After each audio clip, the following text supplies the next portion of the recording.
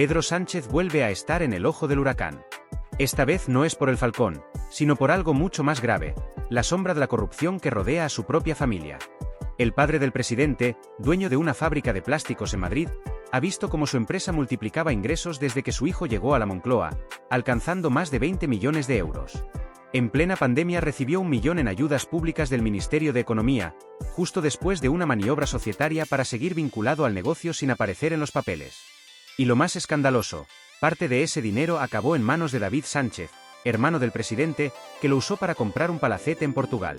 Una red de favores y beneficios que huele a privilegios y que amenaza con hundir aún más la credibilidad de Sánchez.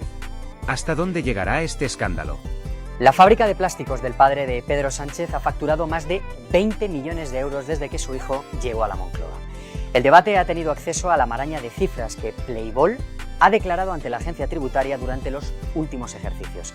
Se trata de un negocio instalado en un polígono industrial a las afueras de Madrid que en plena pandemia llegó a recibir 1 millón de euros en ayudas públicas procedentes del Ministerio de Economía. Según las cuentas a las que ha accedido este periódico, la empresa fundada por el padre del presidente encadena ingresos millonarios de forma constante.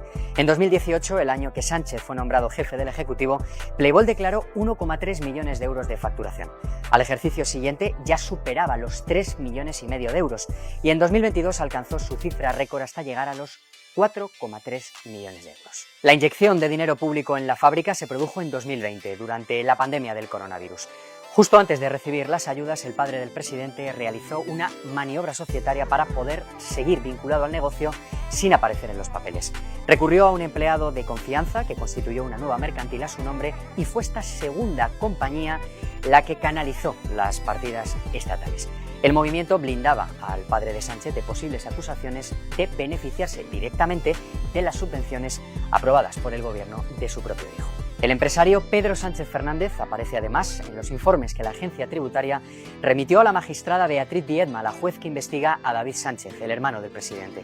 Los documentos detallan que poco después de que la fábrica recibiera las ayudas públicas se transfirieron 240.000 euros al músico.